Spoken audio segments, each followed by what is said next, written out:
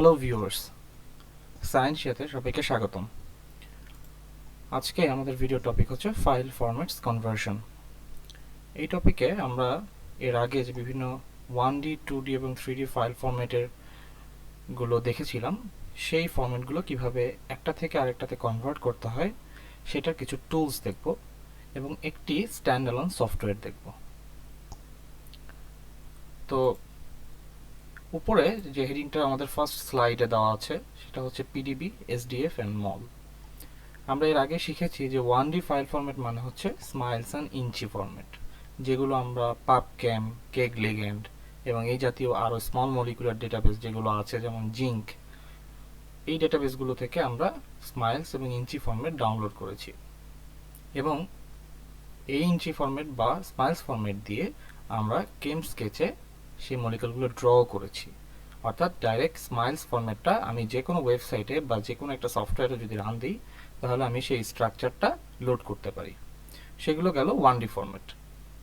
2D ফরম্যাটের মধ্যে SDF এবং মল এই দুইটি ক্যাটাগরি আছে। এছাড়াও 2D ফাইল ফরম্যাটের মধ্যে আরও অনেক ক্যাটাগরি পাওয়া যাবে, 5 থেকে 6টা কমন ক্যাটাগরি। এই 5 থেকে 6টা কমন ক্যাটাগরির মধ্যে এসডিএফ এবং মলটা হচ্ছে সবচেয়ে ব্যবহৃত ফাইল ফরম্যাট। এবং এখানে উল্লেখযোগ্য বিষয় হচ্ছে পিডিবি ফাইল ফরম্যাটটা আরেকটি 3D ফাইল ফরম্যাটের মধ্যে সব থেকে কমন ফাইল ফরম্যাট। এখন আমি একটা 3D ফাইল ফরম্যাট এবং দুইটা 2D ফাইল ফরম্যাট একসাথে একটি হেডিংয়ে লিখেছি। কেন? কারণ এই তিনটি ফাইল ফরম্যাট আমরা ভবিষ্যতে যে কোনো রিসার্চের কাজে যখন আমরা প্রোটিন লিগেন্ড ইন্টারাকশন দেখব, একটা কেমিক্যাল এন্টিটির সাথে একটা প্রোটিন কিভাবে ইন্টারাক্ট করে, সেই জিনিসগুলো দেখার জন্য আমাদের কিন্তু ডকিং করতে হবে। অর্থাৎ একটা প্রোটিন এবং একটা কেমিক্যাল এন্টিটির ডকিং নির্দিষ্ট অ্যাক্টিভ সাইটগুলোতে।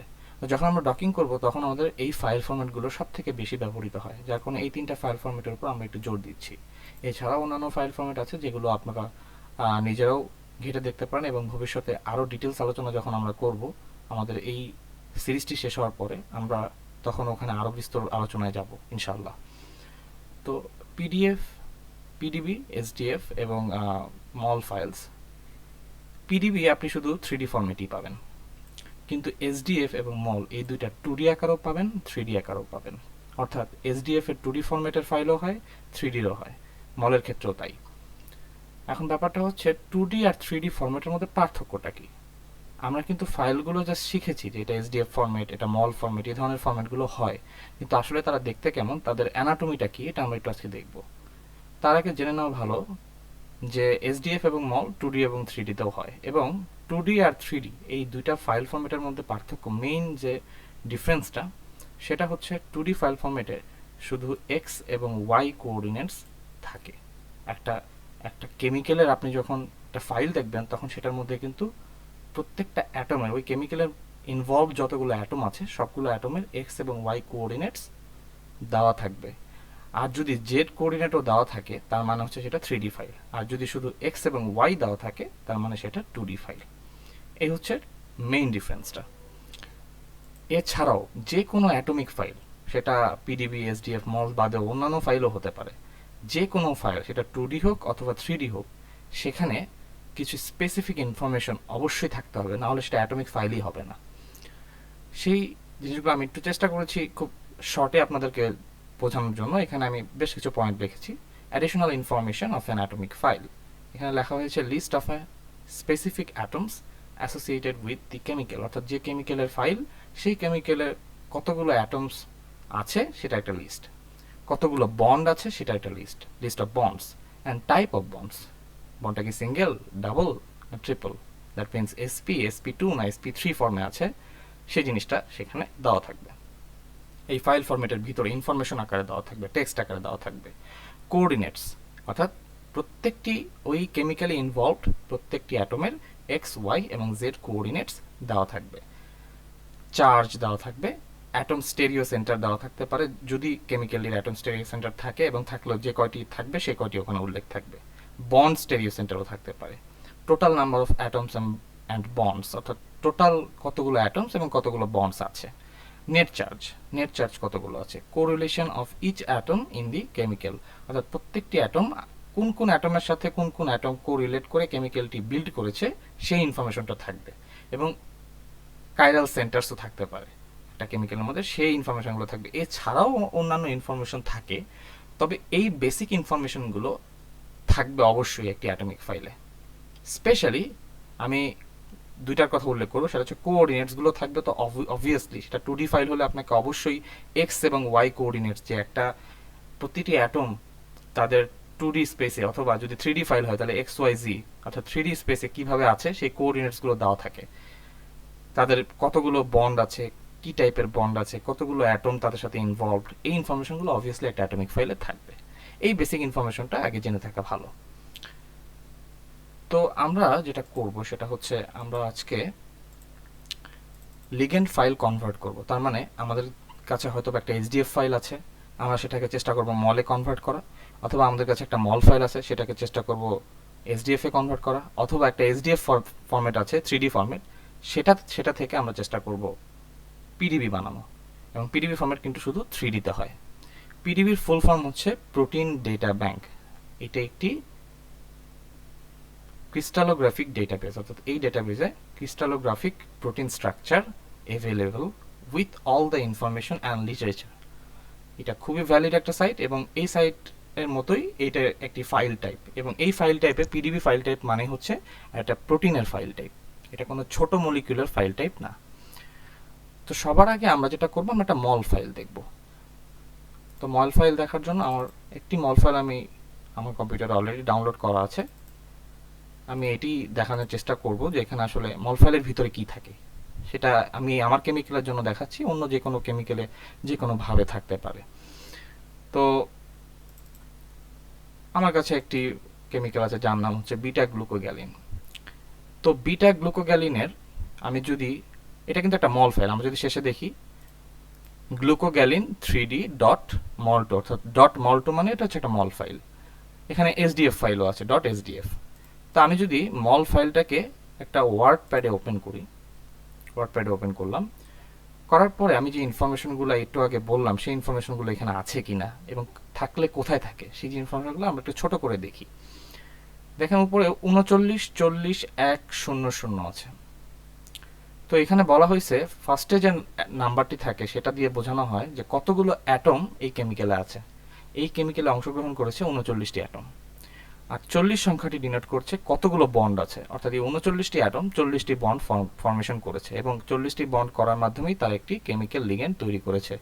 এই কেমিক্যাল লিগ্যান্ডটি এই ক্ষেত্রে গ্লুকোগ্যালিন মলিকিউল।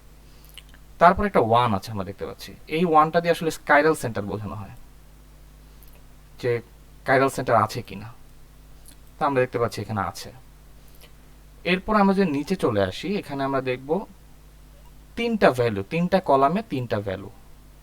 এখানে আপনি দেখতে পারেন প্রত্যেকটা আলাদা আলাদা অ্যাটম ডিনোট করা। O1 মানে অক্সিজেন 1, অক্সিজেন 2, অক্সিজেন 3, এভাবে যতগুলো অক্সিজেন কেমিক্যাল আছে সবগুলোর জন্য আলাদা আলাদা করে রো ক্রিয়েট করা, এবং প্রত্যেক রোতে তিনটা করে প্রত্যেক রোতে একটা করে ভ্যালু দেওয়া, তিনটা করে ভ্যালু দেওয়া, প্রত্যেক রোতে তিনটা করে ভ্যালু দেওয়া। এই যে তিনটা ভ্যালু এখানে দেওয়া হয়েছে, এটা হচ্ছে X coordinates, Y coordinates and Z coordinates.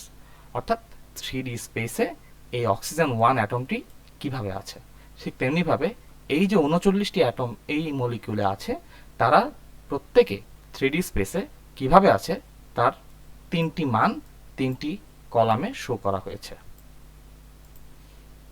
এবং এটা দেখে আমরা বুঝতে পারতেছি যেহেতু এক্স ওয়াই এবং জেড আছে, তার মানে এটা একটি 3D ফাইল।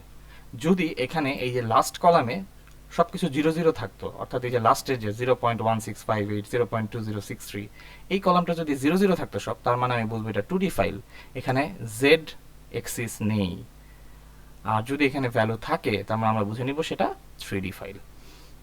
তো এখানে আমরা প্রত্যেকটা অ্যাটমের নাম্বার এবং তাদের 3D কোঅর্ডিনেটস দেখতে পাচ্ছি। আমরা যদি একটু নিচের দিকে আসি, এখানে আমরা সব অ্যাটমের জন্য দেওয়া আছে, যতগুলো অ্যাটম এই কেমিক্যালি ইনভলভড সব অ্যাটম। এখানে প্রত্যেকটা এই যে 39টি অ্যাটম আমরা বলেছিলাম, 39টি অ্যাটম পর্যন্ত এখানে আছে নাম্বারিং করা। নিচে আমরা দেখতে পাচ্ছি আরেকটি পোর্শন, এখানেও বেশ কিছু বলতে 1 2 3 4টি কলাম আছে। এটা দিয়ে কি বোঝানো হয়? তো আমরা উপরে অ্যাটম দেখেছি, বন্ড কতগুলো আছে সেটা দেখেছি এবং অ্যাটমের নাম্বারগুলো করেছি। এখন আমরা দেখব কোন অ্যাটম কার সাথে কিভাবে কি বন্ড করে আছে সেই ইনফরমেশনটা। তো এটা কিভাবে দেখব? আমরা যদি এখানে একটু খেয়াল করি, আমাদের ফার্স্ট রোতে যেটা থাকে সেটা হচ্ছে ফার্স্ট রো মিন্স প্রথম যে অ্যাটমগুলো, কোন কোন অ্যাটমগুলো ফার্স্ট রো আর সেকেন্ড রো, আমি একটু সুন্দর করে বুঝিয়ে বলি। ফার্স্ট, এখানে আমরা দুইটা রো, ফার্স্ট রো এবং সেকেন্ড রো, এই দুইটা রো, সরি, এই দুইটা রো যদি আমরা সিলেক্ট করি, এই যে 1 1 2 1 3 2 4 2, তাহলে আমরা যেটা বুঝতে পারতেছি সেটা হচ্ছে atom row number, second atom row number. এটা হচ্ছে ফার্স্ট অ্যাটম, এটা হচ্ছে সেকেন্ড অ্যাটম, এবং তার পাশে যেটা আছে এটা হচ্ছে বন্ড ইনফরমেশন, এবং তার পাশে যেটা আছে সেটা হচ্ছে বন্ড টাইপ। এখানে 1 বলতে বোঝানো হচ্ছে সিঙ্গেল বন্ড, এই 1টা। এখানে 13 মানে বন্ড ইনফরমেশন, এটা যে ফাইল যেখান থেকে করা হয়েছে সেই ফাইলের একটি এক্সটেনশন বলতে পারেন, যেটা দিয়ে সেই ইনফরমেশন নিতে পারে। আর এই দুইটা রো, এই 1 এবং 1, ফার্স্ট 1টা হচ্ছে ফার্স্ট অ্যাটম। এখন এই ফার্স্ট 1 যেটা আমি এখানে দেখছি, এটা কি আসলে ফার্স্ট অ্যাটম? এটা হচ্ছে ফার্স্ট রো নাম্বার। আমরা যদি রো এর কথা চিন্তা করি, আমরা যদি এখানে দেখি, এটা ছিল আমাদের এই 1 নাম্বার রো। এই 1 রোতে আমাদের কি ছিল? অক্সিজেন 1। তাহলে এখানে তারা বলতে চাচ্ছে রো 1-এ যে অ্যাটমটি ছিল সেই অ্যাটমটি, এখানেও রো 1-এ যে অ্যাটমটি ছিল সেই অ্যাটমটি বন্ড ক্রিয়েট করবে। বন্ডটা হবে কি? Single bond. আবার রো 2-তে যে অ্যাটমটি আছে সেই অ্যাটমটি রো 1-এর অ্যাটমের সাথে বন্ড ক্রিয়েট করবে, বন্ডটা হবে সিঙ্গেল বন্ড। ঠিক তেমনি ভাবে প্রত্যেকটি অ্যাটমের, 39টি অ্যাটমের জন্যই এই কেমিক্যালের 39টি অ্যাটম, প্রত্যেকটা অ্যাটমের row number, first atom row number and second atom row number. কারণ আমরা জানি একটা বন্ড ক্রিয়েট করতে গেলে মিনিমাম 2টা অ্যাটম দরকার হয়। তাই ফার্স্ট অ্যাটম, প্রথম কলামটা হচ্ছে ফার্স্ট অ্যাটম রো নাম্বার, আর সেকেন্ডটাকে আমরা বলবো সেকেন্ড অ্যাটম রো নাম্বার। এবং এই দুইটার মধ্যে কি বন্ড ক্রিয়েট হচ্ছে সেটা থাকে এই রোতে। এখানে দেখেন single bond, single bond, single bond, আবার কোনো কোনো জায়গায় ডাবল বন্ড। 2 মানে হচ্ছে ডাবল বন্ড, যদি 3 থাকে তাহলে সেটা হবে ট্রিপল বন্ড। ঠিক তেমনি ভাবে এখানে বন্ড ইনফরমেশনগুলো থাকে। আমি মনে হয় আশা করি বুঝাতে পেরেছি যে একটা ফাইল ফরম্যাটে কি কি ইনফরমেশন থাকে, বেসিক ইনফরমেশন। এবং এই ফাইলটি .mol ফাইলটি যখন আপনি একটি সফটওয়্যারে লোড দিবেন তখন আপনাকে এই কেমিক্যাল লিগ্যান্ডটা দেখাবে বা শো করবে। এক্ষেত্রে এটা হচ্ছে একটা 3D মলিকিউলের 3D মল টু 3D, মল টু 2D ফাইল ফরম্যাটও হতে পারে, সেক্ষেত্রে জেড কোঅর্ডিনেটস দেওয়া থাকবে না। আরেকটি কথা বলে রাখা ভালো, কিছু কিছু ক্ষেত্রে এই ফাইল ফরম্যাটের সাথে চার্জ ডিনোট করে দেওয়া থাকে। আমরা এখানে কিন্তু কোনো চার্জ দেখিনি, এখানে তেমন কোনো চার্জ দেওয়া নেই। কিছু কিছু অ্যাটমের ক্ষেত্রে আমরা এখানে দেখেছি দেওয়া আছে ডিনোট করা, এগুলো ক্যালকুলেট করা অলরেডি। তবে সব অ্যাটমের জন্য এখানে স্পেসিফিক চার্জ সুন্দরভাবে দেওয়া নেই, কিন্তু সেটার জন্য স্পেসিফিক সার্ভার্স আছে যেখান থেকে আপনি এই ফাইলটি যদি আপনি সেখানে লোড দেন, তারা তাদের ডেটাবেসে সার্চ করে এখানে নির্দিষ্ট অ্যাটমের জন্য অর্থাৎ প্রত্যেকটি অ্যাটমের জন্য চার্জ দিয়ে দিবে এবং পুরো মলিকিউলের নেট চার্জটাও আপনাকে দিয়ে দিবে। এই হচ্ছে টোটাল ব্যাপারটা। এটা হচ্ছে মল ফাইলের একটি ডেফিনেশন। আমরা যদি এসডিএফ ওপেন করি আমরা সেম জিনিসটাই দেখব, হয়তো ফরম্যাটটা দেখতে একটু অন্যরকম লাগবে কিন্তু বেসিক জিনিসগুলো এক থাকবে। দেখেন টোটাল কতগুলো অ্যাটম, টোটাল কতগুলো বন্ড, কাইরাল সেন্টার আছে কিনা, এক, তার মানে আছে। সেম মলিকিউলের জন্য কিন্তু আমি এসডিএফ ফরম্যাটটা দেখাচ্ছি। যে মলিকিউলটা আমরা একটু আগে দেখলাম সেটা মল ফরম্যাট দেখেছিলাম, এখন এসডিএফ দেখছি। এখানেও দেখেন এক্স, ওয়াই, জেড তিনটা কোঅর্ডিনেটস দেওয়া থাকে। পাশে যে জিরোগুলো দেখছেন এগুলো হচ্ছে আসলে বেসিক্যালি এই জিরোগুলোতে মান থাকতে পারে। এই জিরোগুলো থাকে হচ্ছে বিভিন্ন আইসোটোপিক মলিকিউলের ক্ষেত্রে বিভিন্ন মান থাকে এখানে। যদি এখানে বন্ড স্টেরিও টাইপিং থাকে সেক্ষেত্রে এখানে মান থাকবে। এই জিরোগুলো এখানে দেওয়া মানে হচ্ছে এই ধরনের কোনো ইনফরমেশন এই মলিকুলার এগেনস্টে নাই, যার কারণে এখানে জিরো দেওয়া হয়েছে। আমরা যদি নিচে চলে আসি, ঠিক মল ফাইলের নিচে আমরা যেরকম একটা কলাম, বেশ কয়েকটা কলাম দেখেছিলাম, এখানেও বেশ কয়েকটা কলাম আছে। এখানেও সেম, কিন্তু এখানে একটু ক্যাটাগরিটা ডিফারেন্ট। আমরা দেখতে পাচ্ছি যে ফার্স্ট রো কোনটার সাথে বন্ড করেছে, 13 নম্বরের সাথে, কি বন্ড, সিঙ্গেল বন্ড। প্রথম অ্যাটম আবার কার সাথে বন্ড করেছে, 15 এর সাথে, সিঙ্গেল বন্ড।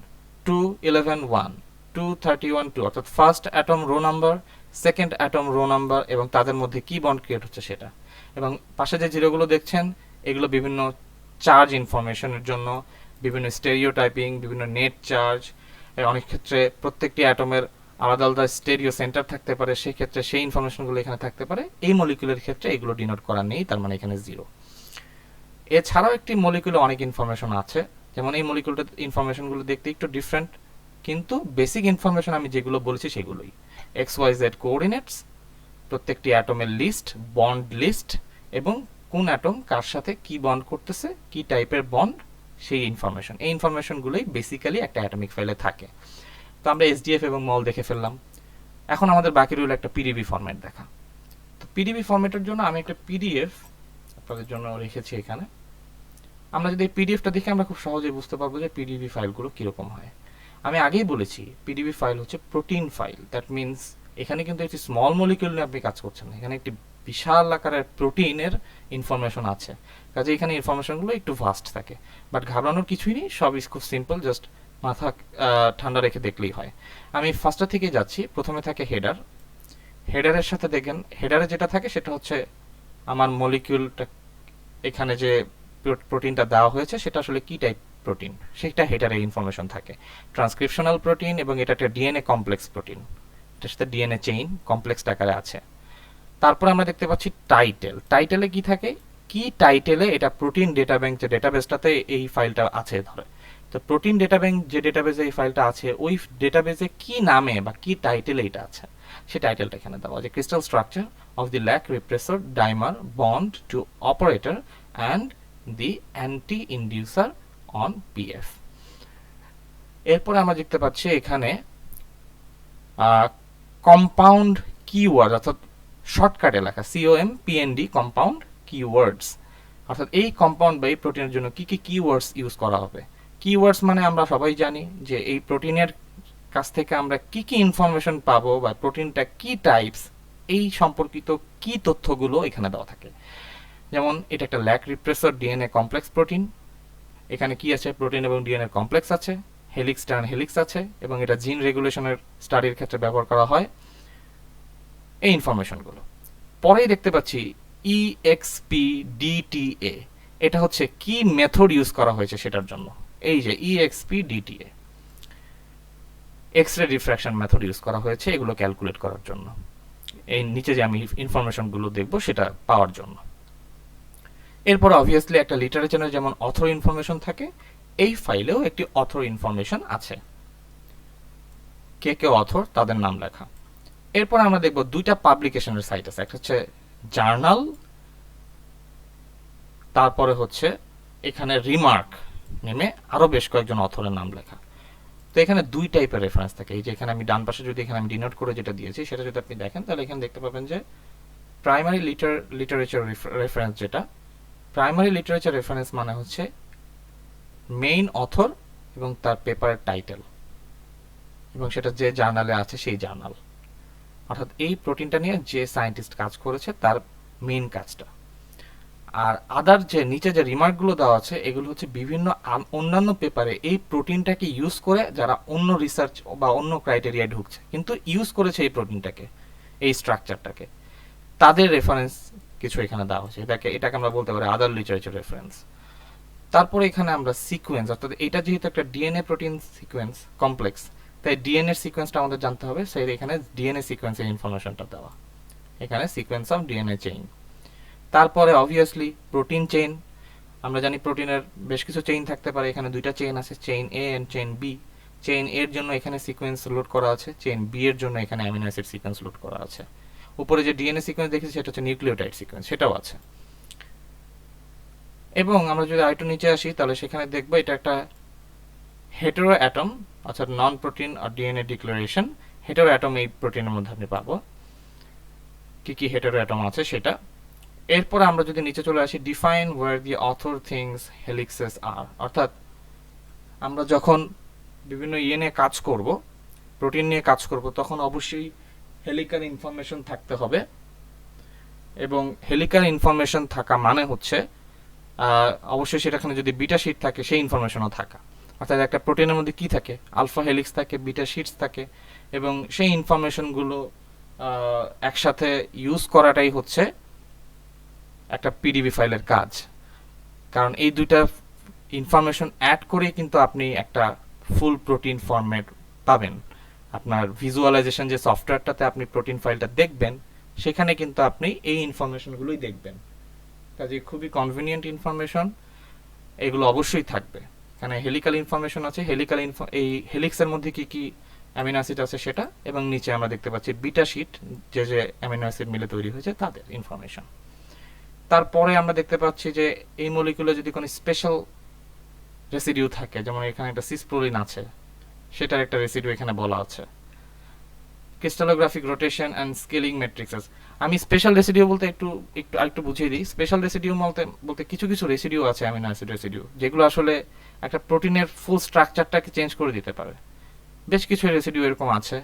দেখা যাচ্ছে যে একটা রেসিডিউ আমরা যদি মিউটেট করে দিই একটা প্রোটিনের ক্ষেত্রে, দেখা যাবে সেই প্রোটিনের ফাংশন বন্ধ হয়ে যাবে।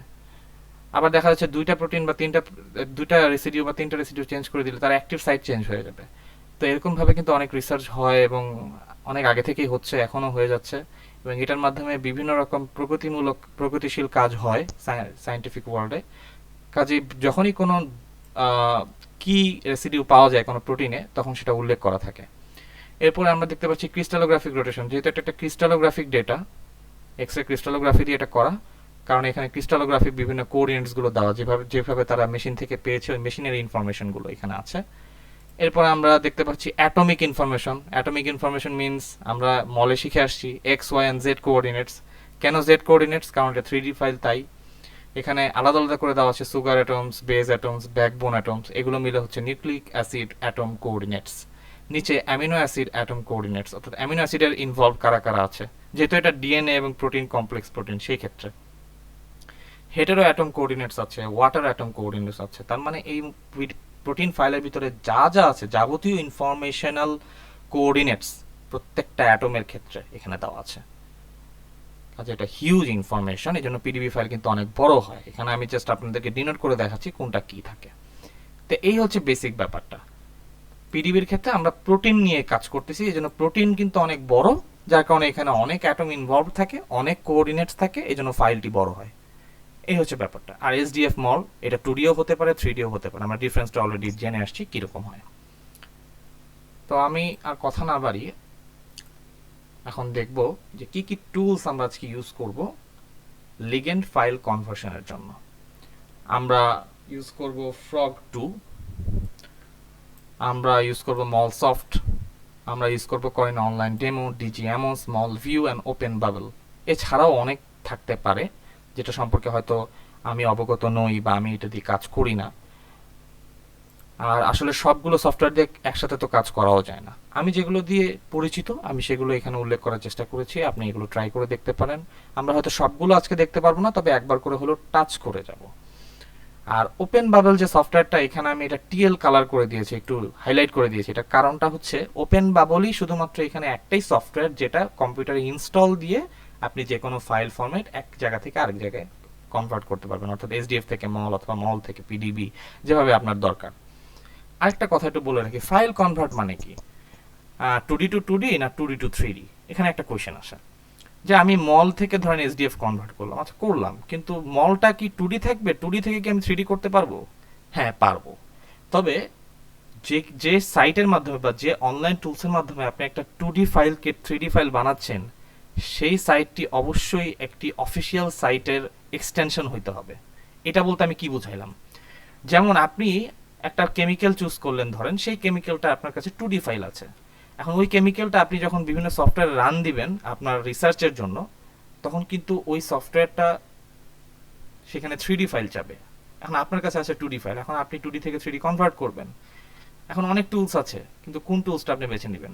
যে টুলসটা সব থেকে বেশি ডেটাবেজের সব কম্পাউন্ড একসাথে রেফারেন্স করে তারপর একটা ভালো রেজাল্ট, রিলায়েবল রেজাল্ট দিবে, অর্থাৎ সে ওই আপনি যে কেমিক্যাল এন্টিটিটা তাকে দিবেন, ওই কেমিক্যাল এন্টিটির সাথে সে অন্যান্য ডেটাবেজের যে অফিসিয়াল যে ডেটাবেসগুলো আছে সেখানে আরও যে এই টাইপের যে মলিকিউলগুলো আছে আপনার পছন্দের মলিকিউলের সাথে সম্পর্কযুক্ত মলিকিউল, সেই মলিকিউলগুলো রেফারেন্স হিসেবে ইউজ করবে এবং তাদের ডেটা থেকে আপনাকে একটা 3D ফাইল জেনারেট করে দিবে।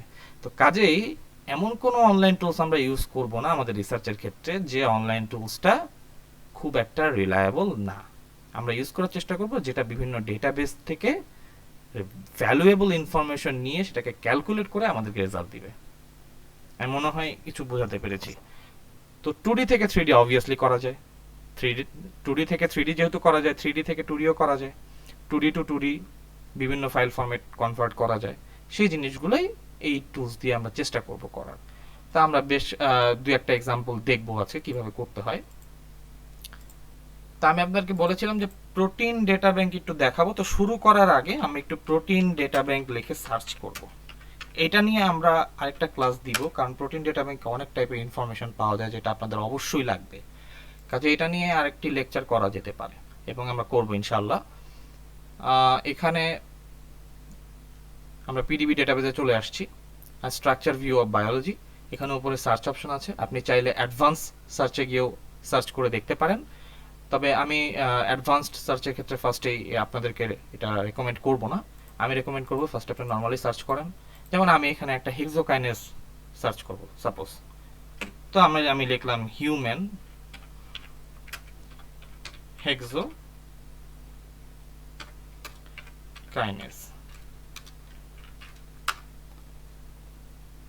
হিউম্যান হেক্সোকাইনেস লেখার সাথে সাথে এই সম্পর্কিত যত ধরনের এক্স-রে ক্রিস্টালোগ্রাফিক কাজ হয়েছে এবং স্ট্রাকচার এই ডেটাবেজে আছে প্রোটিনের সব এখানে দিয়ে দেবে। যেমন প্রথমে একটা আসছে সেটা হচ্ছে 1HKC।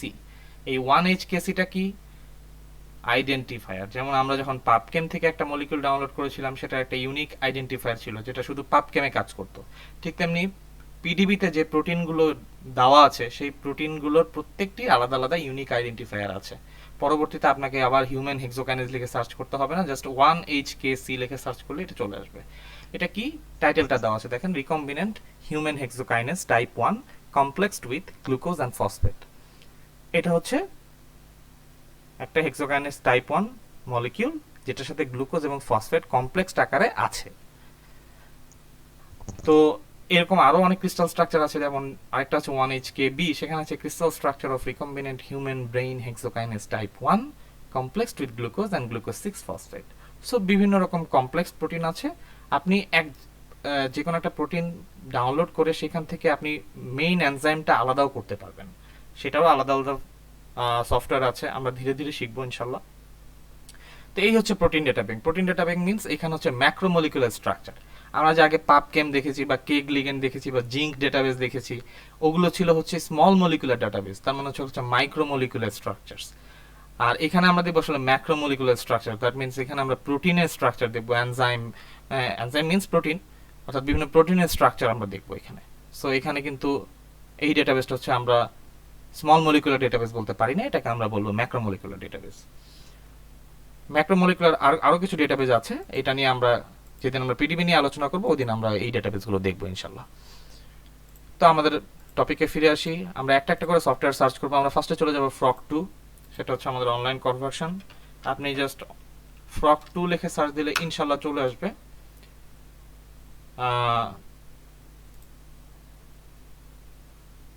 frog2 চলে আসছে এবং এখানে আপনি লঞ্চ frog2 এখানে ক্লিক করবো আমরা, তাহলে আমাদের চলে আসবে মেন পেজটা যেখানে আমরা আমাদের ফাইল লোড করব।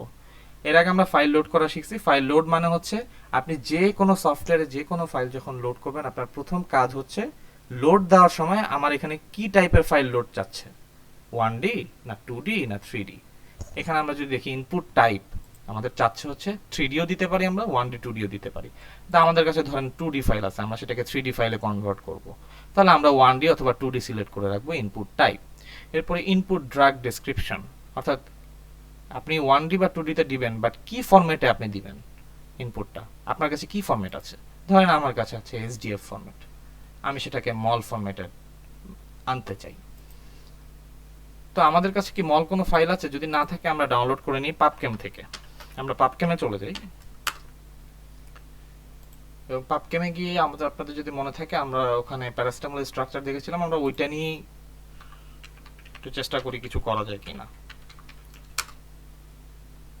প্যারাসিটামল আমাদের চলে আসছে, আমরা এখান থেকে একটা 2D ফাইল ডাউনলোড করব। এখন আপনাদের ডাউনলোডের অপশনটা যদি মনে থাকে এটা ডান দিকে আছে, ডাউনলোড। এখানে 2D স্ট্রাকচার আছে, 3D কনফর্মার অর্থাৎ 3D স্ট্রাকচারও ডাউনলোড করা যায়। তো আমরা SDF ফরম্যাটটা এখানে আছে, আমরা সেখানে 2D স্ট্রাকচারটা সেভ করলাম। স্ট্রাকচার 2D CID 1983 এই নামে সেভ হলো। আমরা এই পেজটি এখন কেটে দিচ্ছি, এটা আমাদের আর দরকার নেই। তো আমরা কি ইনপুট দিব? SDF ইনপুট দিব। এরপর আমরা আপলোডে চলে যাব। আপনি চাইলে এই যে SDF ফাইলটা আমি যেভাবে ওয়ার্ডপ্যাডে ওপেন করেছিলাম ওভাবে ওপেন করে সেখান থেকে কন্ট্রোল অল দিয়ে কপি দিয়ে এখানে পেস্ট করে দিলেও কাজ হয়ে যাবে। আবার আপনি চাইলে এত কষ্ট না করে জাস্ট ফাইলটাকে ব্রাউজ করে দিলেও হবে। আমি SDF ফাইলটা এখানে সিলেক্ট করে দিচ্ছি, ফাইল ওপেন হয়ে গেছে আপনি দেখতে পাচ্ছেন। এবার আমরা এখন ইনপুটস দিয়ে দিলাম, আমাদের ইনপুটের ইনফরমেশন কমপ্লিট। আউটপুট কি চাচ্ছি আমরা? সেই আউটপুট জিনিসগুলো এখানে দেওয়া। আউটপুট ফরম্যাট আমরা চাচ্ছি mol2, আমরা দিয়েছি SDF, আমরা চাচ্ছি mol2। ওকে, খুব ভালো কথা। What is ডিসঅ্যাম্বিগুয়েট? ডিসঅ্যাম্বিগুয়েট মানে হচ্ছে minimize the conformer using AMMOS. AMMOS একটি টুলস যেটা ফ্রগ ইউজ করে।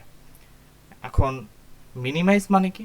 একটা স্ট্রাকচার মিনিমাইজ করা মানে হচ্ছে সেই স্ট্রাকচারের চার্জ থেকে শুরু করে প্রতিটি information details up to database রাখা, অর্থাৎ কোনো ইনফরমেশনের জন্য গ্যাপ না থাকে।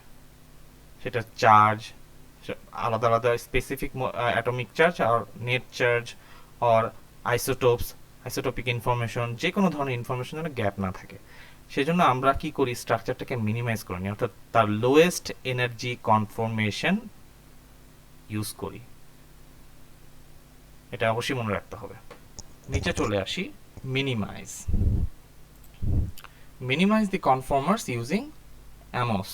মিনিমাইজ করব, ঠিক আছে। মিনিমাইজ তারা অবশ্যই এখানে নো দিয়ে রাখছে, তা আমরা এটাকে ডিফল্টই রাখবো, কারণ তারা ঠিক যেভাবে করে সেই প্রসিডিওরটা আমরা একটু দেখতে চাচ্ছি। তারপরে আমরা যখন অ্যাডভান্সড ইউজার হব আস্তে আস্তে করতে করতে, তখন আমরা এইগুলো একটু টুইকিং করে দেখতে পারি যে আসলে কি আসে।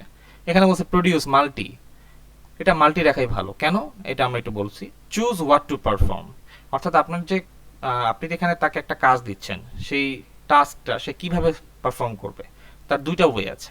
একটা, সে তার যে ডেটাবেস আছে সেখান থেকে সে সেম টাইপের মলিকিউলগুলো নিবে। এমন হতে পারে সে একটা সিঙ্গেল মলিকিউল নিল যেটা আপনার মলিকিউলের সাথে বেস্ট ম্যাচ হয়, এবং সেখান থেকে মাল্টিপল কনফর্মার জেনারেট করলো, লোয়েস্ট এনার্জি কনফর্মার, এবং তার থেকে বেস্ট যেটা কনফর্মেশন আসলো সেটা নিল।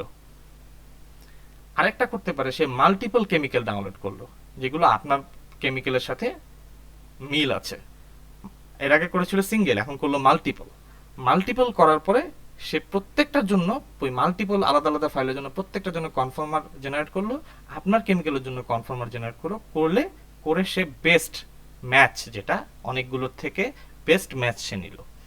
তাহলে অবভিয়াসলি বুঝতে পারছেন প্রথম যে পদ্ধতিটা এটা খুব সহজ, এবং এটাতে খুব তাড়াতাড়ি রেজাল্ট পাওয়া যায়, এবং এটাতে রেজাল্টের মানও একটু কমে যায়। আর যখন আপনি অনেকগুলো কেমিক্যালের সাথে কম্পেয়ার করে আপনার কনফর্মার জেনারেট করবেন, অবভিয়াসলি আপনার কাজের যে কোয়ালিটি সেটা বেড়ে যাবে। সো আমরা এটাকে মাল্টি রাখলাম। কনফর্মার, টোটাল কয়টা কনফর্মার জেনারেট করবে? এখানে 50টা। The maximum number of conformer generated per compound, সেই 50টা কনফর্মার থেকে আপনার জন্য বেস্ট কনফর্মারটা সে সিলেক্ট করবে। Emax, what is Emax? Emax হচ্ছে absolute van der Waals energy score to accept conformer as correct. ধরেন অনেকগুলো কনফর্মার জেনারেট করলো, সেখান থেকে ফার্স্টে আমরা কি করি? যখন আমাদেরকে সোর্ট আউট করতে দেওয়া হয় কোনো জিনিস, আমরা সবার আগে বাজে জিনিসগুলো ফেলে দিই। তো এখানে আমাদের absolute van der Waals energy স্কোরটা হচ্ছে 100, অর্থাৎ এটা হচ্ছে ম্যাক্সিমাল, এটার উপরে গেলে আমরা ওই কনফর্মার নিবই না। সো সে অনেকগুলো কনফর্মার জেনারেট করলো, ধরেন এখানে 50টা আমরা দিয়েছি, 50টার মধ্যে দেখা গেল সে 10টা 100কে এক্সিড করছে, তো ওই 10টা আমরা ফার্স্টেই বাদ দিয়ে দিব। সেই জিনিসটা এখানে বলা হয়েছে কাট অফ ভ্যালু, এটাকে বলতে পারেন। এরপরে চলে আসছি MC steps. What is MC steps? The maximal numbers of Monte Carlo steps to sample a compound conformation. এই মন্টি কার্লো স্টেপস হচ্ছে এটার এক টুলস যেটা ফ্রগ ইউজ করে, এবং সেটা ইউজ করে সে কম্পাউন্ড ফর্মেশন করবে। সেটার জন্য কয়টা স্টেপ সে ইউজ করবে আমরা এটাকে ডিফল্ট রাখছি। এনার্জি উইন্ডো, কতটুকু এনার্জি হইলে আমরা সেটাকে কনফর্মেশন হিসেবে মানে সিলেক্ট করতে পারি। লোয়েস্ট এনার্জি উইন্ডো হচ্ছে 50, আমরা সেটাকে রাখছি। তো এরকম এখানে বিভিন্ন রকম ইনফরমেশন আছে। আমি কিন্তু আউটপুটটা সবকিছু সিলেক্ট করে দিয়েছি। আমার ইনপুট ছিল SDF 2D ফাইল, আমার আউটপুট হবে mol2 3D ফাইল। এখানে 2D থেকে 3D করা যায় ফ্রগ 2তে। তা আমি এখন কি করব? আমি এখন রান করব, আমার মলিকুলটা আমি রান করে দিব। সে লোড নেবে, একটু সময় লাগবে 2 থেকে 3 মিনিট, তারপর আপনাকে সে একটা রেজাল্ট দিবে এবং এখান থেকে আপনি ডাউনলোড করে নিতে পারবেন রেজাল্টটা। আমরা একটু অপেক্ষা করি এবং ইন দ্য মিন টাইম আমরা আরেকটা টুলস সরি ইউজ করি, সেটা হচ্ছে মলসফট।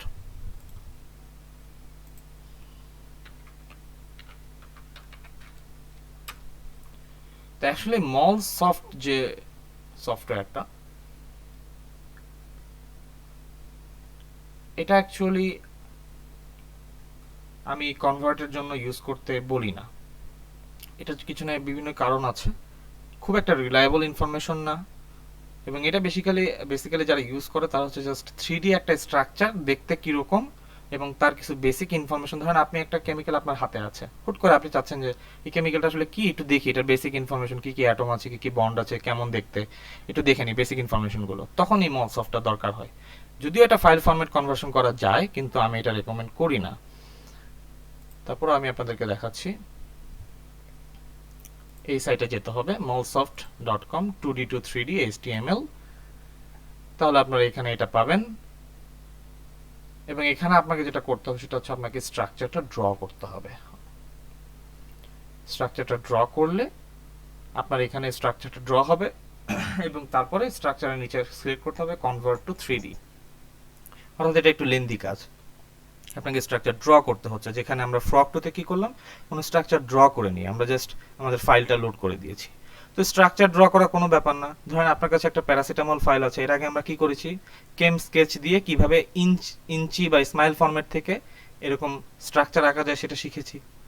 তা আপনি ধরেন এমন একটা কেমিক্যাল নিলেন যেটা সম্পর্কে আপনি খুব একটা পরিচিত না, কি করবেন, সেটার স্মাইলস ফরম্যাটটা আপনার কাছে তো অবশ্যই থাকবে। সেই স্মাইলস ফরম্যাটটা আপনি আগে ফার্স্টে ডাউনলোড করে সেটা থেকে কেম স্কেচ দিয়ে তার স্ট্রাকচারটা দেখে নেবেন কীরকম। তারপর আমরা সেই ঠিক সেমভাবে যেভাবে কেম স্কেচ আমরা আঁকি, এখানেও কিন্তু ঠিক সেম প্রসিডিওর, কীভাবে কার্বন অ্যাড করতে হবে, আলাদা আলাদা নাইট্রোজেন, অক্সিজেন, ফ্লোরিন, সেগুলো সবই আছে। Single bond, double bond, triple bond কীভাবে অ্যাড করতে হবে সেটার জন্য আলাদা আলাদা ইনফরমেশন আছে। এখানে ইরেজার আছে, বেনজিন চক্র আছে,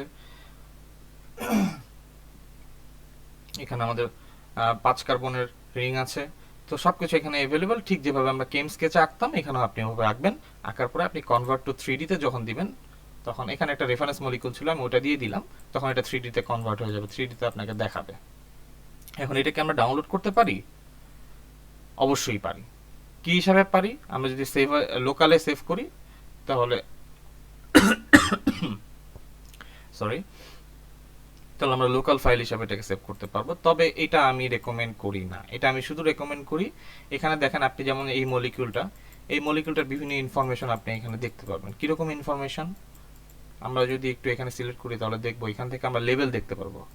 আমরা যদি দিই তাহলে অ্যাটমগুলোর লেভেল, কার্বন 1 থেকে শুরু করে এখানে কার্বন 14 পর্যন্ত যতগুলো কার্বন আছে এবং তাদের সাথে অ্যাফিলিয়েটেড যতগুলো হাইড্রোজেন আছে তাদের নাম্বারিংগুলো দেখতে পারবো, তাদের অ্যাটমিক রেডিয়াস দেখতে পারবো, তাদের ডিস্টেন্স, অর্থাৎ দুইটা অ্যাটমের মধ্যে ডিস্টেন্স আমি দেখতে পারবো। যদি এই যে এখানে ডিস্টেন্স যেটা আছে এটা সিলেক্ট করি, তারপর দুইটা অ্যাটম সিলেক্ট করি, তাহলে এখানে দেখেন ডিস্টেন্সটা দেখাবে 1.48।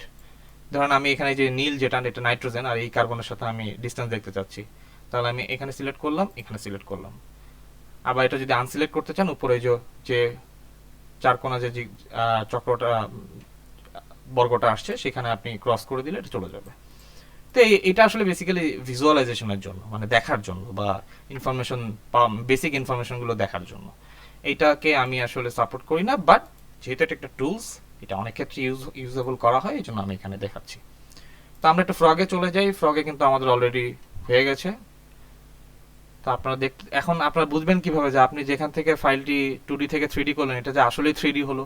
কিভাবে 3D হলো কিভাবে বুঝবেন, বেস্ট উপায়টা আমি বলে দিয়েছি, জেড কোঅর্ডিনেটস থাকবে, এক্স ওয়াই তো আগেই ছিল, এখন জেড হয়ে যাবে। তাহলে আমরা যদি এখানে একটু দেখি, এক্স ওয়াই জেড কনভার্ট হয়ে গেছে। আর আমাদের আগের যে ফাইলটা ছিল সেটা হচ্ছে এটা স্ট্রাকচার 2D CID। এটা যদি ওয়ার্ডপ্যাডে ওপেন করি তাহলে দেখেন এখানে জেড কোঅর্ডিনেটস সবগুলো 0 0, তার মানে এখানে কোনো জেড কোঅর্ডিনেটস ছিল না, শুধু এক্স আর ওয়াই ছিল। সেখান থেকে ফ্রগ কি করলো, সব ডেটাবেস ঘুরে কনফর্মার জেনারেট করে বেস্ট ম্যাচ করে আপনার জন্য এনার্জি ক্যালকুলেশন কোঅর্ডিনেটসগুলো ক্যালকুলেট করে দিল XYZ। এখন এটা একটা পিডিবি ফাইল। এখন এটা ডাউনলোড করব কিভাবে? খুব সহজ। আমরা যদি ডাউনলোড করতে চাই আমরা উপরে গেলে ডাউনলোডের অপশন পাবো। এখানে ডাউনলোড দিলে একটা জিপ ফাইল আপনাকে দিবে। জিপ ফাইলটা আগে ডাউনলোড করবেন, তারপর জিপ ফাইলের যে লোকেশন সেই লোকেশনে যেতে হবে, খুব সহজ। এরপর সেই লোকেশনে গিয়ে আপনি এক্সট্রাক্ট দিবেন, দিলে এখানে একটা ফ্রগের ফাইল আসবে, ফ্রগ মল2। তাহলে আপনি দিয়েছিলেন এসডিএফ, হয়ে গেল মল। আবার যদি আপনার কাছে থাকে মল, আপনি মল থেকে করতে পারবেন এসডিএফ। আপনার কাছে আছে এসডিএফ, আপনি করতে চান পিডিবি, আপনি সেটাও করতে পারবেন। আমরা যদি ফ্রগে যাই, আমরা যদি ফ্রগ আবার ওপেন করি নতুন করে,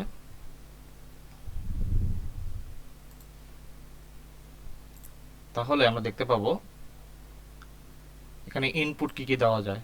1D 2D 3D। আপনি চাইলে স্মাইলস দিতে পারবেন, এসডিএফ দিতে পারবেন, মল দিতে পারবেন। অর্থাৎ এই তিনটা ফাইল ফরম্যাট আপনি ইনপুট আকারে দিতে পারবেন। আপনার কাছে যদি ডাইরেক্ট স্মাইলস ফরম্যাটও থাকে সেটাও আপনি এখানে লোড করে সেখান থেকে মল2 বা এসডিএফ পেতে পারবেন। পাশাপাশি আপনি এখান থেকে পিডিবিও পেতে পারবেন। এই তিনটা ফাইল ফরম্যাট আপনি আউটপুট আকারে পেতে পারবেন। এই তিনটা ফাইল ফরম্যাট থেকে এই তিনটা ফাইল ফরম্যাট এখানে কনভার্ট করা যায়। আশা করি আমি বুঝাতে পেরেছি। এরপরে মলসফট দেখলাম, এছাড়াও আছে করিনা অনলাইন ডেমো, ডিজিএমওস, মল ভিউ, ওপেন বাবল। তো আমরা আজকে আর লেন্দি করব না, আমরা মলসফট পর্যন্তই রাখি। ইনশাল্লাহ নেক্সট ক্লাসে আমরা ওপেন বাবলটা নিয়ে খুব বিস্তারিত চেষ্টা করব যতটুকু করা যায়, কারণ এটা আপনি কম্পিউটার ইনস্টল দিয়ে কাজ করতে পারবেন, কাজে এটা খুব ইম্পর্টেন্ট। তার সাথে আমরা বাকি তিনটা, যেটা করিনা অনলাইন ডেমো, ডিজিএমওস, মল ভিউ, এই স্ট্রাকচারগুলো আমরা, এই টুলসগুলো আমরা একটু দেখার চেষ্টা করব। আশা করি সবাই ভালো থাকবেন, সুস্থ থাকবেন। থ্যাংক ইউ আমার সাথে থাকার জন্য, এবং আমাদের চ্যানেলকে অবশ্যই সাবস্ক্রাইব করবেন এবং লাইক দিবেন যাতে আমরা ভবিষ্যতে আরও ভালো কন্টেন্ট নিয়ে আসতে পারি। Thank you so much. আসসালামু আলাইকুম।